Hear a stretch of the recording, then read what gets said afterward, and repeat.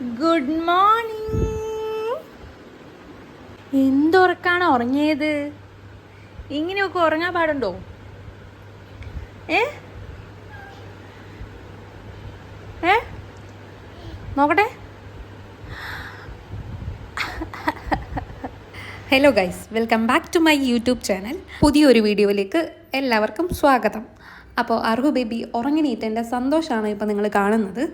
നമ്മൾ രണ്ടുപേരും ഇന്ന് കുറച്ച് ലേറ്റായിട്ടാണ് എണീറ്റത്. അപ്പോൾ നമുക്ക് ബാക്കി പരിപാടി കാണാം. നമ്മുടെ വീട്ടിൽ നിന്ന് നേർമ പത്തിരിയും ഇഷ്ടുക്കറി ആയിരുന്നു.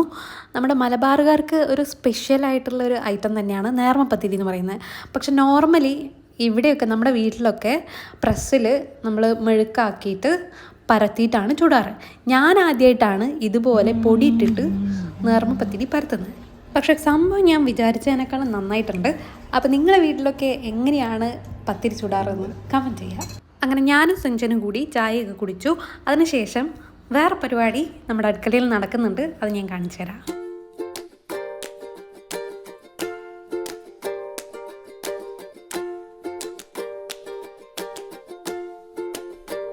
ഗൈസ്, അപ്പോൾ നേരത്തെ പറഞ്ഞ ആ ഒരു പരിപാടി ഇതാണ്. നമുക്ക് കുറച്ച് അണ്ടിപ്പരിപ്പ് കശുവണ്ടി കിട്ടിയിട്ടുണ്ടായിരുന്നു. അപ്പോൾ അതിൻ്റെ തോട് പൊട്ടിച്ച് അതിൻ്റെ പരിപ്പെടുക്കുന്ന പരിപാടിയിലാണ് എൻ്റെ മദർ ഇൻ ലോയും പിന്നെ എൻ്റെ ഒരു സിസ്റ്ററും. ഈ ഒരു ഐറ്റം കൊണ്ട് നമ്മുടെ വീട്ടിൽ കാലങ്ങളായിട്ട് ഒരു പലഹാരം ഉണ്ടാക്കാറുണ്ട്. അതിൻ്റെ റെസിപ്പിയാണ് ബാക്കി. അതിൻ്റെ പേരാണ് അണ്ടിപ്പുട്ട്. പേര് കേൾക്കുമ്പോൾ നമ്മൾ വിചാരിക്കും ഈ കശുവണ്ടി കൊണ്ട് ഒരു പുട്ടാണ് ഉണ്ടാക്കുന്നതെന്ന്. അല്ല ഗൈസ്, ഒരിക്കലുമല്ല. ഇതുകൊണ്ട് മറ്റൊരു സംഭവമാണ് നമ്മൾ ഉണ്ടാക്കുന്നത്.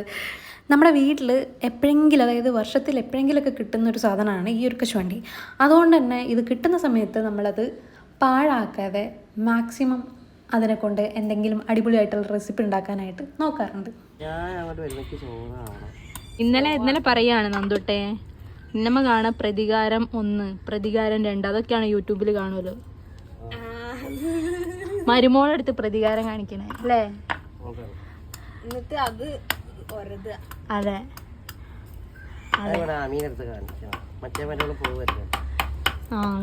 കണ്ട ഉള്ളിലിരിപ്പതാ പുറത്ത് വരുന്നേ.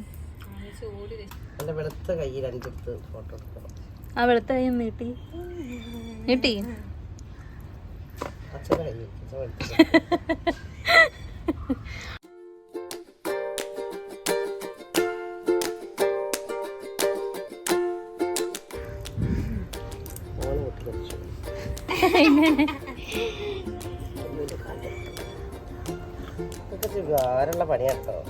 എന്ത് അതിനല്ല ഞാൻ പറഞ്ഞ കുറച്ച് അധ്വാനിക്കുന്ന തൊഴിലാളി വർഗ്ഗം. അപ്പൊ ഞാൻ എന്താ അതൊക്കെ എന്ത് നിസ്സാരം.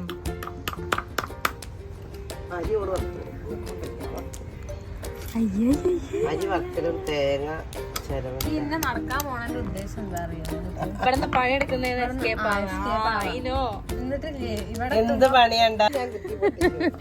അതെനിക്കറിയാ.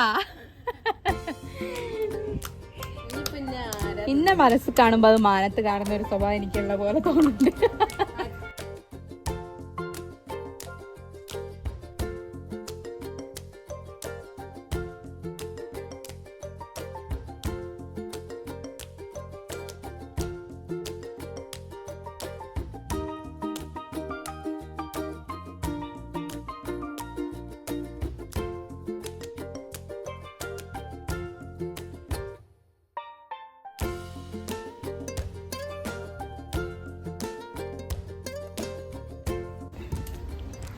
ഗൈസ്, നിങ്ങളെ വീട്ടിലുണ്ടോ ഇതുപോലെ പണിയെടുക്കാൻ മടിയുള്ള